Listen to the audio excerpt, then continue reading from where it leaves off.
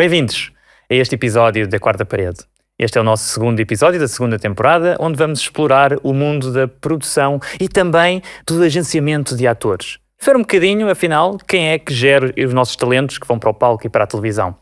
E sem perder mais tempo, temos connosco Teresa Amaral. Bem-vinda, Teresa. Obrigada. Há algo muito interessante no que tu fazes, que vem da tua enorme experiência como produtora. São 32 anos, salvo erro. A trabalhar em produção, sim. E que depois decidiste aventurar-te para a parte do agenciamento de atores e vindo de um, digamos assim, plano de fundo de filosofia. Portanto, Exato. temos aqui muito para explorar neste teu percurso. Pelo que te pergunto, se estás pronta para quebrar a quarta parede do mundo da produção e do agenciamento de atores. Claro que sim. Vamos lá. Vamos a isso. Vamos a isso. Vamos quebrar a quarta parede.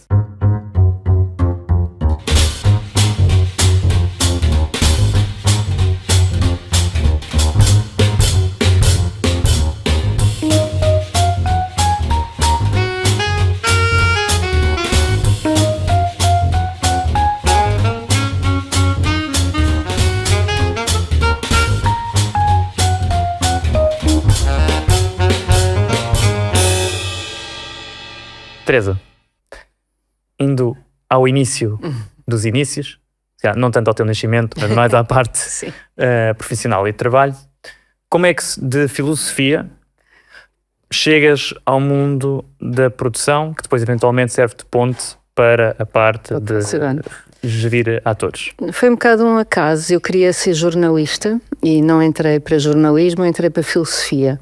Que achei que era um curso super interessante e que me ia dar imensa bagagem, entre aspas, para ser jornalista. Mas por circunstâncias familiares precisei de arranjar um trabalho, assim, muito rapidamente, e tive muita sorte, porque o primeiro trabalho que arranjei foi numa produtora de publicidade nos anos 90, em 91, acho eu, em que a publicidade estava assim a ter um boom enorme, não é? Havia muitas agências, muitas produtoras novas e eu, por imensa sorte, fui parar a uma e pronto, e não acabei o curso de filosofia. Pronto, era exatamente essa a pergunta que estava aqui a suscitar curiosidade. Era se tinha sido depois de acabares o curso ou se tinha sido Não, eu estava a meio do curso. Não, estava tipo no terceiro ano e na altura eram 4. E o que é que levou a essa mudança radical? Não, porque trabalhar em produção é uma coisa super, super absorvente. Eu depois tentei retomar o curso várias vezes e nunca consegui, porque a pessoa depois vai fazer um projeto para o Norte 6 meses, depois vai para o Alentejo filmar, depois vai... Ou seja, é difícil conciliar com uma frequência universitária regular. Pronto, então não terminei o curso e também porque descobri uma coisa que eu achei apaixonante fazer, que eu quase que nem sabia que existia, não é? Confesso a minha ignorância, sei lá, com 21 anos eu sabia lá como é que se faziam filmes, ou adorava cinema e televisão e tudo isso, mas não tinha a mínima ideia como é que aquilo se fazia. E de repente estava lá dentro, não é? Portanto, depois um projeto pega o outro pronto. E o sonho de jornalista, onde é que ficou? Olha, é uma área que eu gosto imenso, mas hoje em dia penso, ainda bem que não fui jornalista, porque acho que a profissão está muito maltratada e acho que tive imensa sorte no meu percurso por ter descoberto uma coisa que eu não procurei, quase que veio ter comigo e que eu adorei e que me fez, e que sei lá, sempre fui muito realizada profissionalmente graças aos vários trabalhos de produção que fiz. Posso arriscar a dizer que gostas do que fazes? Sim, acho que sim. Posso acrescentar um muito entre parênteses? Muito, ou sem parênteses? Sim. Sim, gosto muito do que faço, acho que tenho muita sorte. Acho que já conheci pessoas incríveis, já estive em lugares incríveis e acima de tudo, como eu trabalho muito em ficção, não é só em ficção, estás sempre a contar histórias, não é? E as histórias são sempre sobre coisas diferentes. Imagina, estar a fazer uma série sobre um aviador de 1920 é completamente diferente de estar a fazer o filme de Variações, não é? Então estás sempre a aprender, estás sempre a descobrir universos novos, a descobrir conceitos novos, a conhecer pessoas novas e acima de tudo a aprender, não é? A aprender imenso sobre aqueles temas que se calhar eram temas... Imagina, a aviação era um tema que eu me passava um bocadinho ao lado. Um bocadinho ao lado, não é? Se calhar a aviação, mais próximo que temos é... Mas depois é super interessante, não é?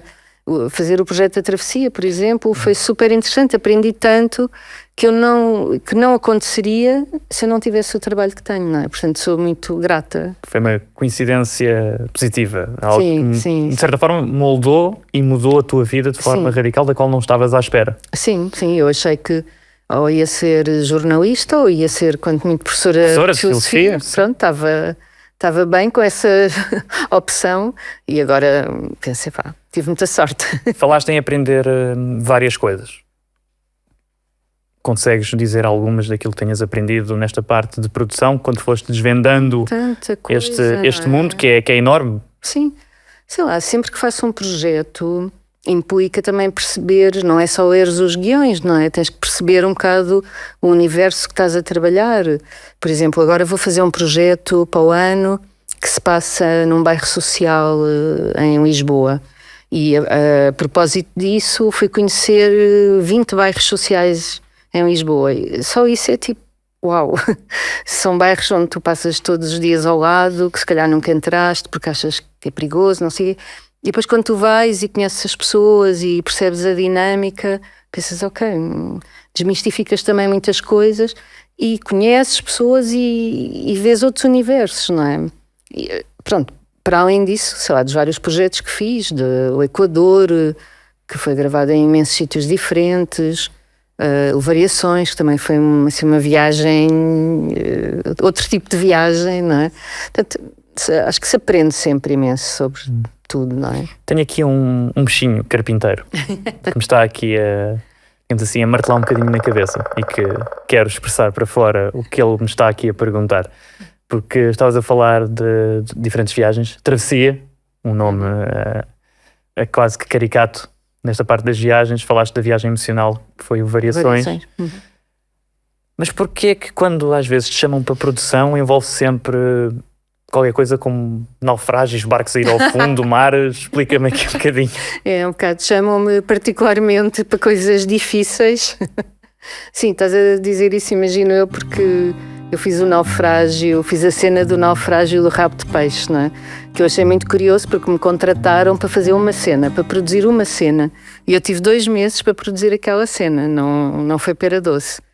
E pronto, era um naufrágio. E como é que foi esse desafio de produzir essa cena? Foi incrível, porque principalmente não sabíamos como é que havíamos de fazer, não é? Estava toda a gente, epá, como é que isto se faz? Ninguém sabia muito bem, porque imagina, não vais para o oceano, não tens um barco, ou seja, não tens nada do que a cena diz, não é? Portanto, como é que tu vais... Claro que aquilo teve muitos efeitos digitais, posteriormente, mas tens que filmar alguma coisa, não é? Tens que filmar uma base para os efeitos digitais depois trabalharem. Que solução é que arranjaste? A solução que eu arranjei, pronto, ninguém sabia muito bem como fazer e eu tive imensa sorte, porque eu depois tenho sorte, eu consegui descobrir um voeiro sem mastro e consegui levar o voeiro para um parque de contentores gigante e pôr um croma gigante também à volta dele, mas quando eu digo gigante é mesmo gigante, duvido que em Portugal se tenha feito um croma tão grande como aquele. Bem. E pronto, e filmámos aquele voeiro adaptado às nossas necessidades, não é? Com uma equipa de efeitos especiais, com duplos, com chuva, bombeiros, com uma iluminação em cima do voeiro, também uma coisa incrível. Pronto, foi uma coisa que exigiu muitos meios, mas que não foi linear a chegar àquela solução. Por isso é que também demorou tanto tempo, porque não tínhamos bem a certeza de como é que se ia fazer aquilo, não é? E depois achei engraçado porque a seguir, passado poucos meses, ligou-me alguém, já não me lembro quem, de uma produtora que queria fazer um naufrágio também, a dizer, olha, como é que tu fizeste o teu naufrágio? E olha, fiz assim, assim, assim. Porque antes já tinha feito outro naufrágio, que também esse não tinha corrido muito bem, já há bastantes anos. Portanto, sim, é verdade que de volta e meia estou envolvida em... Posso-te perguntar se... Isto é mais curiosidade que outra coisa. Se estiveste envolvida no Titanic? Adorava. Mas não. Então, pronto, já sabes, quando houver aí um remake, qualquer coisa, mandas o teu currículo e dizes especialista a produzir naufrágios. A produzir naufrágios, exatamente. Não deve haver muita gente com essa especialidade, não é? A ver, vamos, mas acho que não. A mandar barcos ao fundo como tu os mandas.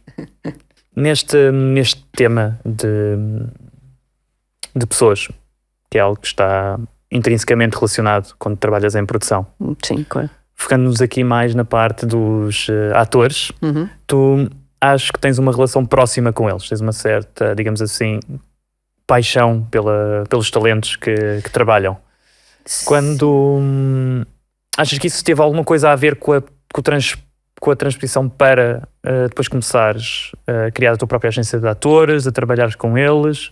Fala aqui um bocadinho dessa transformação. Sim. Como é que isso ocorre? Sim, eu acho que tento sempre ter uma relação próxima com as pessoas com quem trabalho, não é? Quando eu digo próxima, não é necessariamente sermos amigos, não é? Próxima no sentido de ouvir o que o outro diz, de estar atento às necessidades do outro, não é? De tentar entender quem são as pessoas que estão à nossa volta.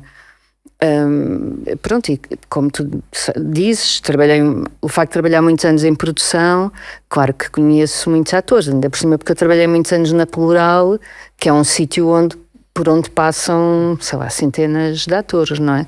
Portanto, ao longo destes anos eu fui conhecendo muita gente e quando quis abrandar um bocadinho trabalhar em produção, que aconteceu em 2017, não sabia muito bem o que fazer. Passou-me pela cabeça fazer uma empresa de wedding planner. Ok, eu não sabia. Não, isso continua a ser produção, depois tenho que aturar uma noiva, portanto não. E depois pensei em fazer agenciamento de atores e pronto, eu conhecia alguns, portanto seria fácil, digamos falar com eles e que eles confiassem em mim, não é? Porque no fundo isto é também um voto de confiança, não é? De tu gerires a carreira de alguém implica que a pessoa também tem que confiar que tu a vais representar bem e também tem que ser atores com quem eu também confio que vão fazer um excelente trabalho, não é? Que também nunca me vão deixar ficar mal. Ou seja, tem que ser pessoas em quem eu acredite mesmo, não é? E nestes atores que trabalham contigo, quando começaste a criar digamos assim, este processo de seres agente deles, penso eu, se calhar foste tu a entrar em contacto com eles ou foi ao contrário? Foram eles que falaram contigo? Na maior parte das pessoas foram eles que falaram comigo. Houve alguns que eu contactei, claro, mas muitos falaram comigo. Vieram, pronto, houve as duas situações, mas muitos vieram ter comigo. E consegues-nos ajudar aqui a perceber um bocadinho como é que é o processo desde o início, em que imagina que te propõem um projeto, dizem, temos aqui o projeto X, precisamos do ator A, B ou C, ou queremos um ator com a característica XYZ. Se conseguires escrever o processo desde o início até ao ponto em que o ator acaba por ser selecionado e ficar. O processo de agenciamento, não é?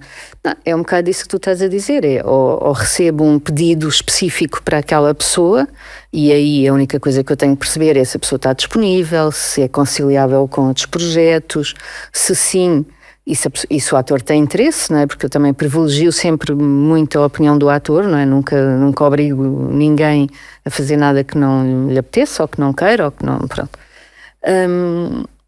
Pronto, se for esse o caso, depois passamos para a fase de contratação, negocio o contrato e depois acompanho também o processo de gravação para ter a certeza que corre tudo bem, que o ator recebe as folhas de serviço, que tem o transporte, que não há... tem os episódios, ou seja, tens que garantir que aquele processo todo é o mais escorreito possível, o mais limpo possível, não é? Que não há entropia nenhuma e que o ator se sente sempre acompanhado e que a produção também tem o que precisa sem stress, não é? Há outras situações em que me dão, ou que me dizem, olha, este é o projeto, temos estas personagens, propõem atores para estas personagens, em que eu tenho que interpretar um bocado o perfil da personagem e pronto, e ver dentro dos meus atores quem é que encaixa. Quem é que encaixa, não é? E às vezes tem atores que encaixam, às vezes não é? E nessa parte inicial da proposta, parece-me claro como as coisas funcionam. Na parte do negociar o contrato, porque penso que aí acabas por funcionar um bocadinho como intermediária. Sim, claro. O ator não quer fazer isso, não é? Claro. A questão do dinheiro é sempre tratada por mim. E pronto, vai-se com tudo. E quando dizes vai-se com tudo, o que é que quer dizer com isso? É o valor, por exemplo, vamos só agarrar aqui na parte da contratação, tem a ver com os dias, tem a ver com os valores, tem a ver com aquilo que o ator quer em si exige, ou seja, é possível encontrar aqui um consenso, há muitos contratempos, egos à mistura, como é que funciona? Sim. Como eu também trabalhei estes anos todos em produção, eu também eu sei um bocadinho, eu conheço um bocadinho o mercado, não é? Ou seja, às vezes o ator tem um devaneio e diz: eu quero ganhar 1 milhão de euros. Não vais ganhar 1 milhão de euros. Não, também tem que chamar à realidade, não é? Agora, claro que a minha função é que o ator se sinta bem pago, ou pelo menos corretamente, justamente pago, não é? Portanto, eu tenho sempre que encontrar um equilíbrio entre que produção é que se vai fazer, porque imagina, uma coisa é vais fazer uma curta-metragem de uns miúdos, eles pagam pouquíssimo, não é? Ou vais fazer uma coprodução com a Netflix, tem outro orçamento, não é? Portanto, tens só que encontrar também, perceber que tipo de produção é. Obviamente eu não sei os orçamentos que as pessoas têm, mas... Tens uma ideia. Mas tenho uma ideia muito aproximada, não é?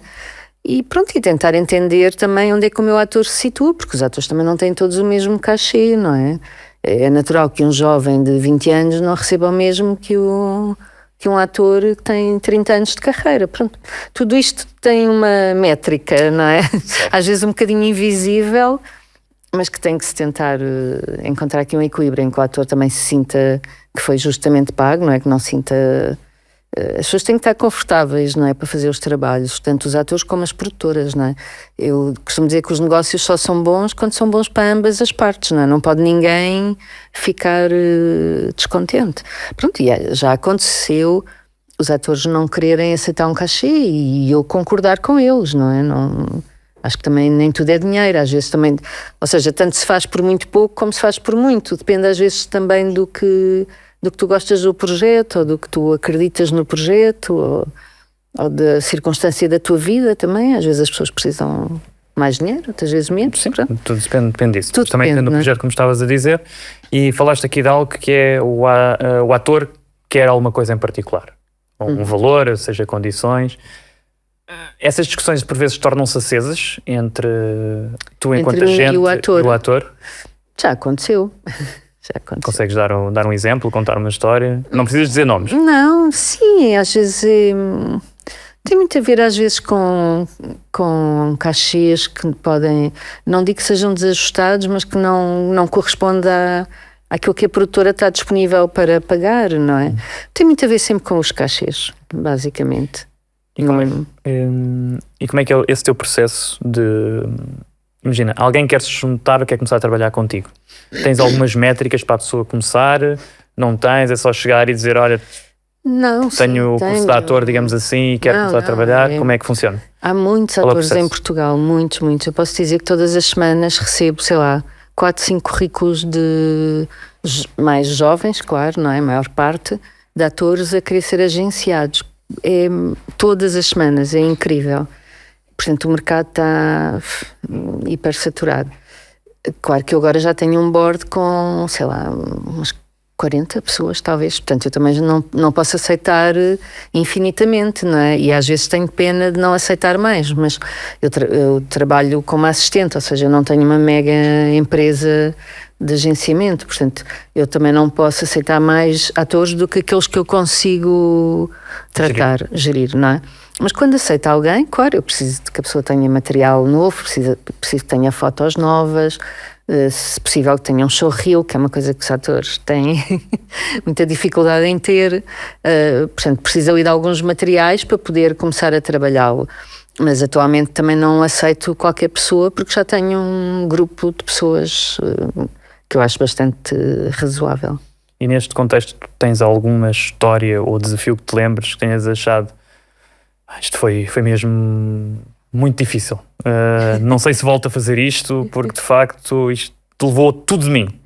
Sim, já tive situações de stress com um ator em particular que foi muito complicado. Que não vou contar porque não quero expor a situação nem a pessoa, mas situações que tu quase que corres o risco de ter um processo em tribunal, não é? Se tu não cumprires aquilo que está acordado, eu, enquanto agente, posso ser colocada em tribunal, não é? Porque tu assinas um contrato em como o ator vai fazer isto, isto e isto. E depois não faz. Ou não passa, ou não acontece. Ou não quer, ou pronto, ou por alguma circunstância e de repente tu pensas, ok, isto pode correr mal. E se correr mal eu vou ter um grande problema e começas a pensar, bom, tenho que arranjar um advogado. Depois acabou por se resolver, mas foi assim Mas viste ali naquele momento... Vi aquele momento... Muito tenso, e agora a minha carreira, o que é que eu faço? Vou perder tempo com isto, vale a pena, não vale? Não é perder tempo, imagina, pôr então um processo em tribunal por incumprimento de contrato é uma coisa muito grave. Para mim é uma coisa muito grave e pronto, mas felizmente tudo se resolveu, mas foi difícil, sim. Grande parte destas coisas não passa para o público, ou seja, é aquele um bocadinho mais de...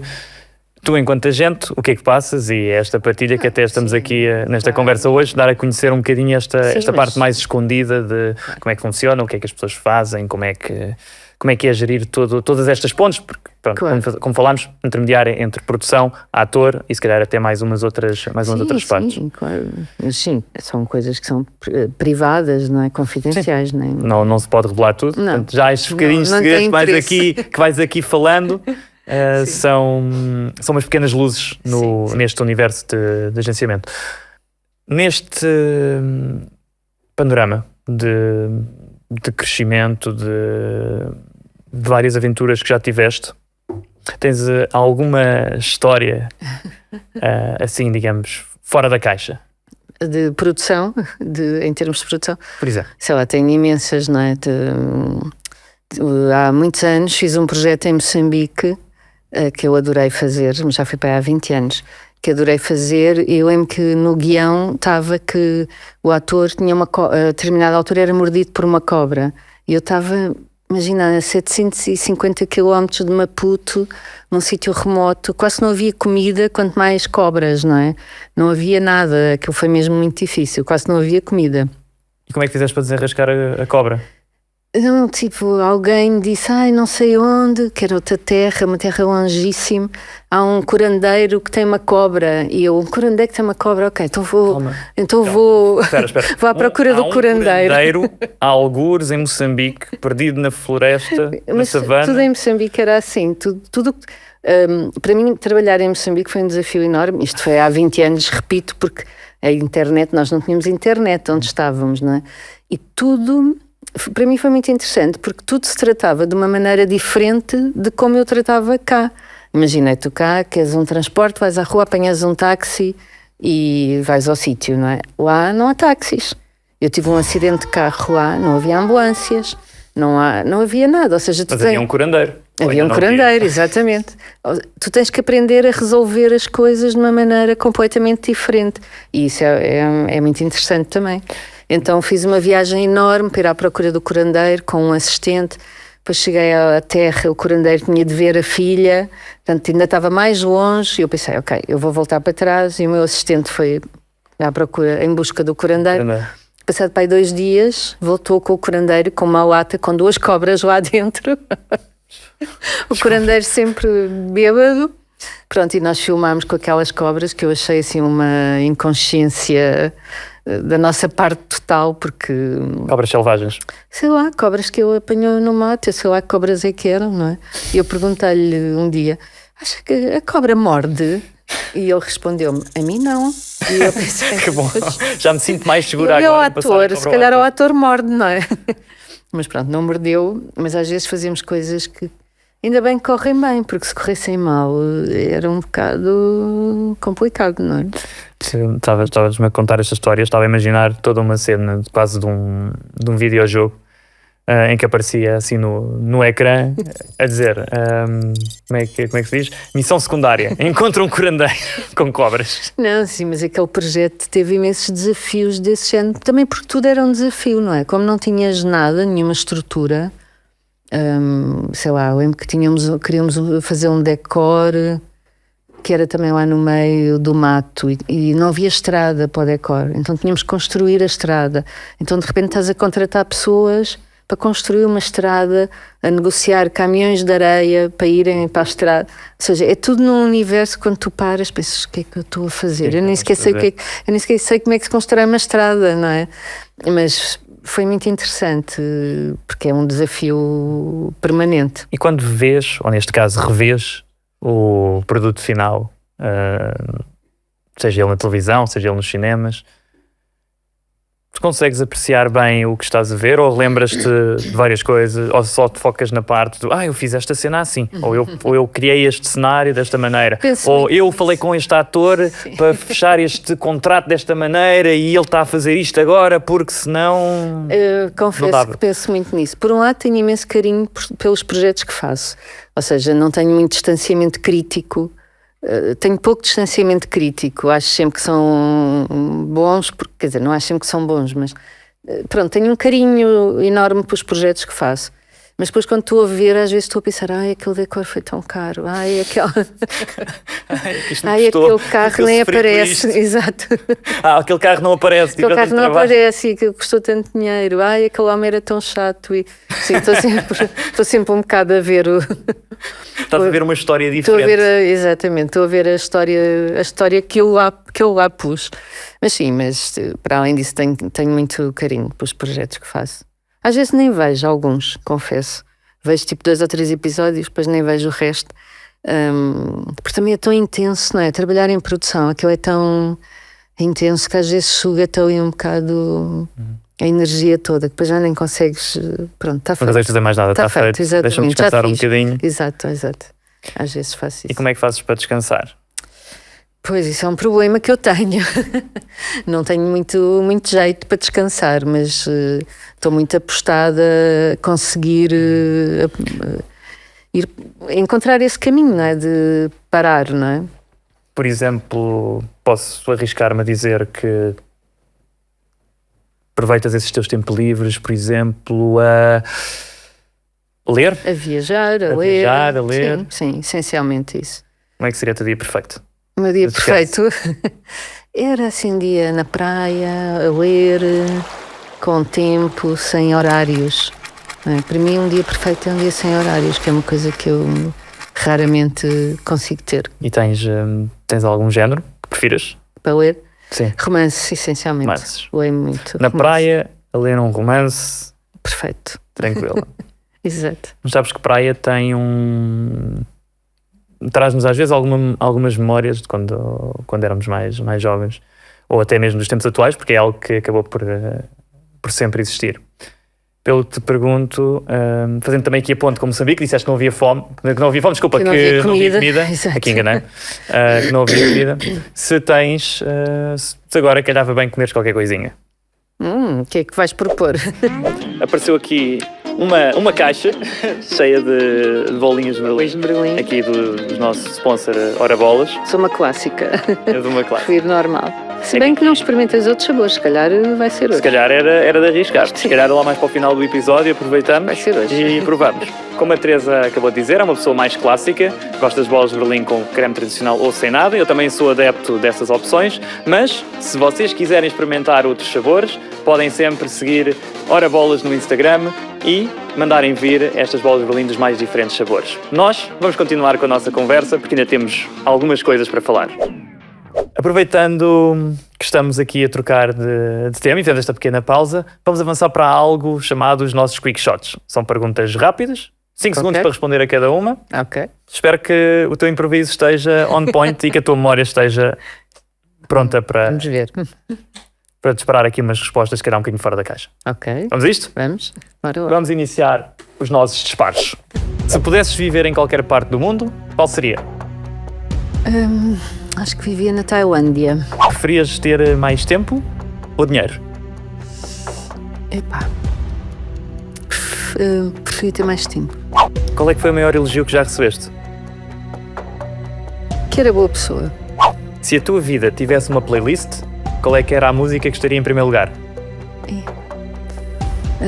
Não sei, alguma da Rita Lee, seguramente. Se tivesse um livro sobre ti, escrito pelo teu maior inimigo, qual é que seria o título? Ai, que horror, não faço ideia. Comida favorita? Peixe grelhado. Extrovertida ou introvertida? Eu era muito introvertida, mas agora, fruto do trabalho, acho que me tornei uma pessoa mais extrovertida. Se ganhasses 10 milhões agora, qual era a primeira coisa que farias? Fazia aquelas coisas clássicas de ajudar algumas pessoas da família, de comprar casas, aquelas coisas que acho que todos queremos fazer, não é? Depois estorricava o resto. Claro, Ok, dinheiro é para gastar. Como é que se chamaria o teu grupo de fãs? O meu grupo de fãs? Não faço ideia, não. Também nunca pensaste sobre isso? Não, de tudo, de tudo. Para terminarmos, se quebrasses a quarta parede da tua vida, o que é que dirias ao público que estaria a assistir ao espetáculo?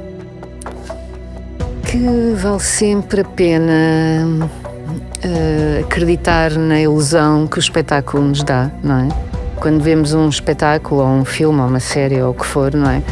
Tu transportas-te sempre para outra dimensão, não é? E eu acho que isso é mágico, quase, não é? Vale sempre a pena ter esse encantamento. Acho que era isso que eu gostaria de dizer. Muito bem. Uma resposta inspiradora e que também fala muito de ti e do que fazes. Agora, gostava de te perguntar se houve algo, seja ela uma pergunta ou um tema, que gostavas que tivéssemos aqui falado, que eu tivesse abordado, e como é que responderias ou falarias sobre ele? Não, acho que me perguntaste sobre as coisas mais importantes da minha vida, não é? Não sei, se calhar podias-me ter perguntado qual foi o projeto que eu mais gostei de fazer, ou qual é que eu menos gostei de fazer, que isso também não ia dizer, não é? E qual foi? O que mais gostaste? O mais gostaste, pronto, se não queres dizer o menos. Gostei muito, gostei de fazer o Variações. Gostei muito de fazer uma coisa que na altura ninguém gostava, mas que eu e a equipa que fazíamos adorávamos fazer, que era os morangos com açúcar. Eu gostei imenso de fazer, éramos muito felizes a fazer aquilo. E pronto, gostei de fazer a travessia, agora também há pouco tempo. Se tivesse que escolher um, não sei, era difícil. O que é que te apaixonou nesses projetos? É sempre o desafio, não é? É sempre o desafio de tu receberes um guião, leres e pensares, ok, agora como é que isto se materializa, não é? Como é que eu passo destas folhas de papel impressas para um objeto filmado com tudo o que é preciso estar lá, não é? Essa transposição é super interessante porque é um desafio, não é? E muitas vezes não é evidente e também suscita muitas discussões no sentido, não é discussões de... Sim, de pancadaria, não é? Claro, suscita, porque depois há muita... Cada um quer defender o seu departamento, o seu setor, não é? E quando tu fazes produção, tens responsável por uma coisa que é o orçamento, que é uma coisa um bocado chata, não é? E pronto, isso faz com que eu seja sempre aquela pessoa que por um lado quer que os departamentos sonhem e criem e sejam artisticamente desafiadores, mas que por outro lado também tem que ter sempre os pés na terra porque não há dinheiro normalmente, ou há sempre pouco dinheiro, ou é uma frase recorrente. Não há dinheiro. Pronto, é uma frase que eu digo muito no meu trabalho e gostaria de dizer menos, mas enfim, é Portugal e a sua realidade, não é? Muito bem, Teresa, obrigado por esta partilha, por este momento mágico que aqui tivemos, em que falámos de dois temas que estão muito ligados a ti, um deles a produção, o outro a parte de agenciamento de atores, que acaba por si só ser um enorme desafio. Esta parte de lidar com pessoas, lidar com talentos, lidar com condições, perceber como é que eu encontro aqui o meio termo para o barco não ir ao fundo. Exato. Alguma coisa que queres agora dizer para finalizar? Obrigada só pelo convite. Obrigado nós, Teresa. E assim foi, terminámos este nosso episódio sobre o mundo da produção e do agenciamento de atores. E já sabem, não se esqueçam de seguir-nos, comentar, partilhar com os vossos amigos, que nós agora vamos atacar as bolas. Até ao próximo episódio.